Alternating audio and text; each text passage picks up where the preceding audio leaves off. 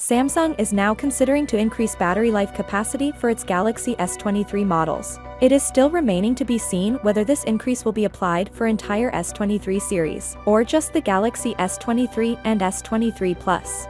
The report from South Korea claims that the regular Galaxy S23 is going to see increases of 5% in its battery capacity. This is just a minor increase compared to the Galaxy S22 with 3700 mAh battery.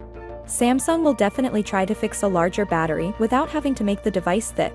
Ice Universe tweeted on his profile page, 25-watt defenders are not smart because the Samsung will upgrade to 65 watts, 80 watts, or even 120 watts sooner or later.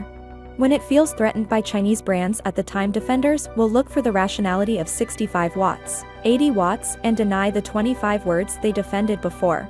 Samsung Galaxy S23 series could include this more accurate facial recognition system. Samsung filed a patent application with the Korea Intellectual Property Rights Information Service back in March of 2021.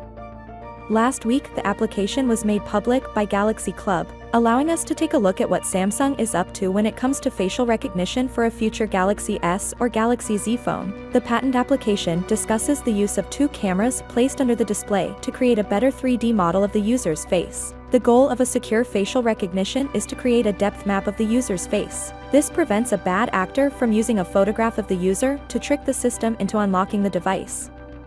A photograph is flat and is 2D, this won't allow a 3D facial recognition system to unlock a device. Samsung will increase the dimensions of Galaxy S23 and S23 Plus on all the sides by 0.15 mm. This might be done to make more space for bigger size of battery. We have recently spotted the Galaxy S23 Plus battery receiving its certifications. Unfortunately, the image is quite blurry, so we can't read the battery capacity. Most likely the Galaxy S23 Ultra is going to have same 5000 mAh battery as its predecessor.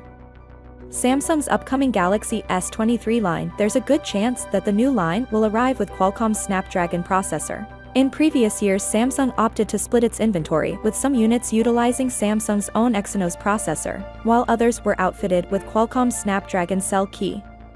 Many criticized this process, especially as benchmarks found that Qualcomm's offerings were superior to Samsung's Exynos. That's not even diving into the overheating and throttling issues.